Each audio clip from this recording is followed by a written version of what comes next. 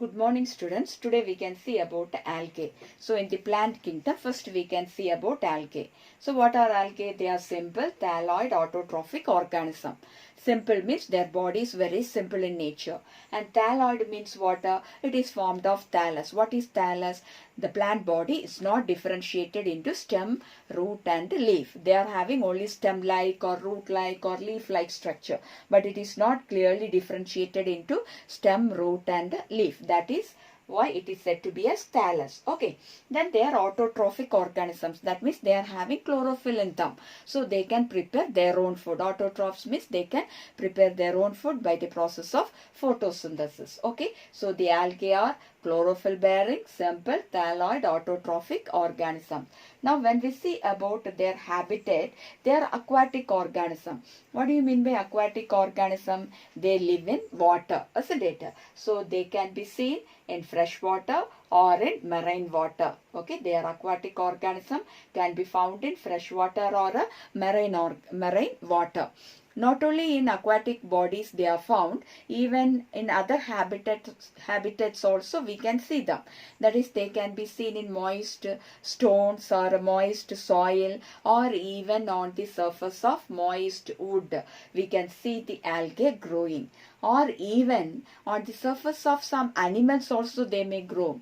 For example, on the surface of sloth bear, some of this algae will be growing. Okay, so this is about the habitat of the algae. Now when we see about the structure of this algae, they may be colonial form or they may be filamentous also. What do you mean by colonial form? They form colonies. That means many cells will join together to form a colony. For example, volvox is a colonial form. Okay, so here many cells will be joining to form a single colony. So they live as a colony. That is colonial form. Some of them are having long thread-like structure, that is filamentous structures are there. That is said to be as filamentous form. Okay, so some algae are having long filament-like body and they form the filamentous algae. For example, Eulothrix, Spirogyra are a filamentous form of algae. And some marine forms will be forming massive plant body. What do you mean by that massive plant body? It forms huge plant body. It will be spreading to a large extent in the sea. Okay, that is, we can say it as they form massive plant body. For example, kelps is a marine algae which forms massive plant body. So this is about their body structure. Okay, now when we see about the reproduction, they reproduce vegetatively, asexually as well as sexually. Vegetatively they reproduce by fragmentation. What is fragmentation? The thallus will be dividing, or thallus the filaments. Okay, they divide into fragments. It will be dividing into many pieces and each fragment will develop into a new thallus or into a new algae. Okay, that is said to be as fragmentation. That is the vegetative mode of reproduction. Now asexually they used to reproduce by producing different types of spores. Okay, one of the common spores is zoospores. What is this name of the spore? It is zoospores. Is one of the common spore produced asexually by the algae. And these zoospores are normally motile. Motile means they can move from one place to another. How they are capable of moving? Due to the presence of a structure called flagella. Okay, so the zoospores are having flagella which help them to move. That's why they are motile in nature. Now sexually they reproduce by the fusion of two gametes. Okay, two gametes will be produced, that is male and female gametes will be produced, and these two gametes will fuse together and thus they reproduce sexually. The fusion can be isogamous, anisogamas or oogamous. What is isogamous? Fusion of two similar gametes. Game means fusion, iso means similar. Fusion of two similar gametes is called as isogamous. Okay, and the gametes which are produced may be flagellated or non-flagellated.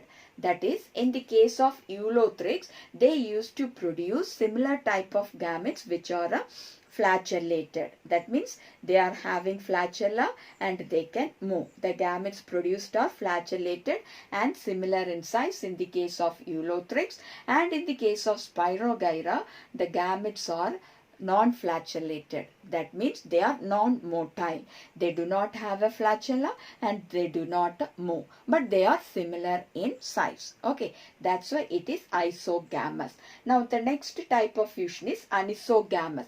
Aniso means different. So gami means fusion. Fusion of two gametes which differ in their size is said to be as Anisogamus. Okay, fusion of two gametes which differ in their size is called as Anisogamus. For example, Eudorina is an example of an algae which produces two gametes or two types of gametes which are differing in their size. Can you follow? So that is Anisogamus. Okay. Next is Oogamus.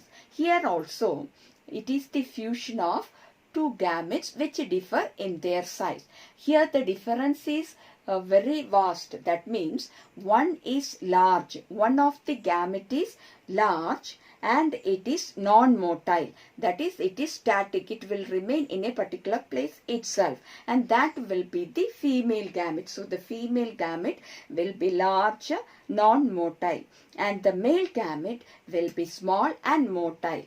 Motile means they are having flagella. So the female gamete is not having flagella, male gamete is having flagella. So they are motile, they can move.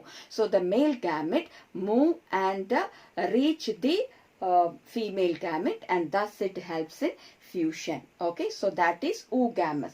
I hope you are able to understand this. Now for example, for Oogamus is Volvox and Fucus. Volvox is a colonial form and Fucus is a brown algae. Okay, different types of algae are there. Fucus is a brown algae. So that will reproduce sexually by producing different types of gametes, and they follow Oogamous mode of sexual reproduction. Okay, I hope you have understood this.